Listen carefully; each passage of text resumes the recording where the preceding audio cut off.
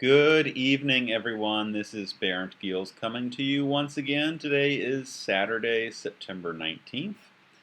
And in today's episode, I'm going to be speaking a bit more about a very important topic that is even more salient during these current days of the coronavirus pandemic. And this is the topic of loneliness and aloneness. So I invite you to follow along, and in coming episodes, I am going to be doing more to ensure that the content that I provide is framed within a standard amount of time, most likely 30 minutes. So be on the lookout for that in coming episodes. In this particular episode, I'm going to be reading verbatim from an article that I wrote on August 5th of this year, and that was titled, "Aloneness, How to Be in the World." So, loneliness literally ends people's lives. In this time of the COVID-19 pandemic, we have been wisely requested and even required to socially distance ourselves from others as a measure to reduce viral transmission. But what may be saving lives in one regard is likely contributing to enhancing the risk of losing lives in other ways. But allow me to be clear in this moment by stating that in no way am I casting our current difficult pandemic-generated circumstances as an either-or scenario in which we must either suffer through protracted isolation for the purpose of saving ourselves from COVID-19 or choose fuller social participation in support of our mental and financial health at the possible expense of our physical health. Casting the world in such binary terms is often a fraught and unhealthy endeavor. What I'm essentially saying there is that we need to try to find, to the best of our ability, the trade-off, the balance between those two different imperatives, between public health and safety and between the continued vibrance of our economy on different scales, local, regional, national, and international levels of our economy. Now, loneliness is known to be a major contributor to mental health problems. According to research performed by Dr. Julianne Holt-Lundstad of Brigham Young University, the harm that loneliness may cause can be understood as roughly equivalent to that of smoking 15 cigarettes a day or having an alcohol use disorder. She has also found it to be more damaging to physical and mental health than is obesity. Understanding whether the issue of loneliness is actually growing in both American society and abroad is a somewhat challenging research project to undertake. And more people lonely than they once were, or are we simply finding more people comfortable disclosing the information to healthcare providers? So, like many social ills, it can be sometimes difficult to determine whether in fact a particular problem is growing in the population or it's simply being more effectively reported by the population and therefore is appearing to grow in frequency in its prevalence in a population. Another good question to ask regarding loneliness is, what are the causes of loneliness? And is loneliness, for example, potentially becoming more common due to our technology-dominated world? Or is the direction of causation different in that our loneliness comes first and then leads us to seek solace and connection in things like social media, which then subsequently and ironically actually make us feel worse? One telling statistic is the percentage of people who live alone, which according to recent census data is the highest it's ever been recorded, namely greater than 25%. Chronic loneliness is of particular concern. In this scenario, chronic loneliness may develop or worsen when a person does not have sufficient resources to regularly socialize and get their social needs met. Now, I have my own personal experience of having journeyed through the challenge of loneliness, and I know firsthand then what it feels like to be alone in a distressingly chaotic world. I grew up in a family that disintegrated twice before I was 9 years old. Now, I've described this in some detail in other episodes, and I will come back to the theme of trauma in future episodes as well, as it is a particular focus of my work here on this YouTube channel.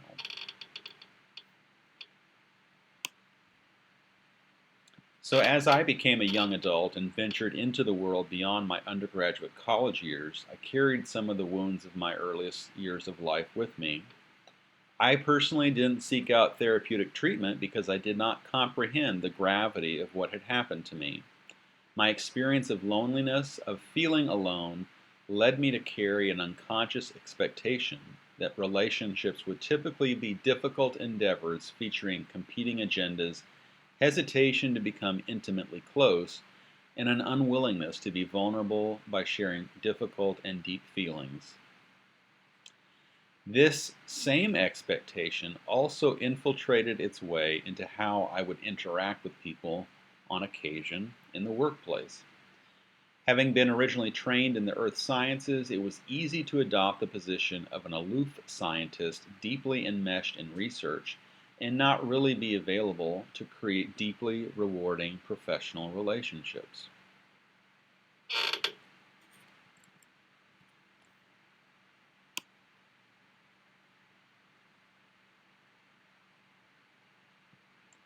So another issue that I've struggled with related to loneliness has been the comfort with which I would seek out the help and support of other people, friends and family, loved ones, and so on. So I finally want to comment a bit more about the current pandemic and its impact on us and on the particular issue of loneliness. So I've shared a bit more about my personal history, and I did that to illustrate that you yourself, like me, we are not alone. This is especially true in our current moment. Many, many people throughout this country, the United States, are reassessing what they wish to do in their lives, in their work lives, and in their lives outside of the office at home. Now, financial and mental health consequences and considerations are driving some of this energy spent on reassessment of life and lifestyles. And I want to introduce you, my viewers, to a great technique, one of many that I've been introduced to over the years, that you can apply to this issue of your relationships in your life. I learned this technique throughout the time that I sought treatment for PTSD, and it's to pose the following question to distressing thoughts. So when you have a distressing thought come up, one of the questions you can ask is, how real is this? Is the thought that I'm having based on a valid, real concern? Or am I spending my time and energy worrying about things that are highly unlikely, or about things that can be managed with proper skills? So for example, imagine if you throughout your day have a very dark thought persisting in your mind, and the thought basically reads, I don't have any friends who would be willing to help me with blank. Now that could be searching for a job, it could be taking care of your pet, it could be helping you develop other skills in your life. Now, how do you imagine that you could counteract that thought? One way you can counteract a thought such as that is to take out a sheet of paper and write out all the evidence to the contrary that challenges or disproves your particular thought that troubles you. For example, when it comes to feeling alone and feeling like you can't reach out to other people, something you could do on that same sheet of paper is to write out the names of the people that you know who care about you and would be interested to know how you are doing, even if they cannot necessarily help much to change the most fundamental circumstances of your life. So, when dark, foreboding thoughts arrive in our minds, We do, in fact, have the power to not spiral down with them into an abyss of alienation and despair. Though we cannot actually typically choose the thoughts that travel through our minds, we can, in fact, choose which thoughts we hold close and make real by agreeing with them. I have learned a lot about this technique through my own self-inquiry and learning journey. Finally, I want to share one other activity. This is based on an exercise that the Vietnamese monk Thich Nhat Hanh has offered previously. It is an exercise that I read about a number of years ago. And in this exercise, what I'm going to ask you to do is to take an item like your computer, your phone, a piece of paper, or a food item. Clear away all distractions, so turn your phone off. Allow your children to be playing off somewhere else if possible. And give yourself the time to do the following. Take 5 breaths to center yourself. And after having done this, gaze softly at the item before you and begin the game, Who Made This?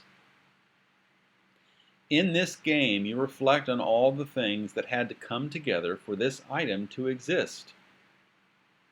Now, when Thich Nhat Hanh performed this exercise, he did it specifically with a sheet of paper, and he asked participants to think about the many things that came together to create this piece of paper. The rainwater that fed the trees that were chopped down and processed to make the paper, the people who were involved in the cultivation of that tree when it was first planted, the people that chopped down the tree, the people that transported the tree to the place where it was turned from wood into paper.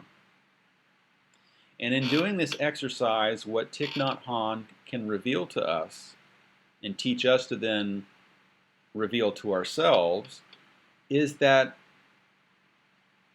our world is a very complex web of relationships. Just as many things had to come together to create a single sheet of paper, so in a similar way do many, many things come together to create the foundation of our lives. And so, in a sense, in regards to the issue of loneliness, we truly are never alone. We are surrounded not just by the natural world, but by the diverse products and creations of the human imagination. Look at anything that a person has built, and there you will find that very person embodied and thus present to you in a form other than the person's physical body. In short, what I'm inviting you to consider is that there is much more around us than many of us often believe there is or note there to be is. Allow yourself to slow down and experience this. It may really help you overcome the barrier of that harrowing thought, I am alone, that gets built up between us when we believe the thought, I am alone, without taking the time to challenge it and consider the many ways that we are never alone, even if we feel that we are. So I want to thank you all for taking the time to watch this video. The focus of this video has been the subject of aloneness, of loneliness, which is a very salient topic right now during the time of the COVID-19 pandemic.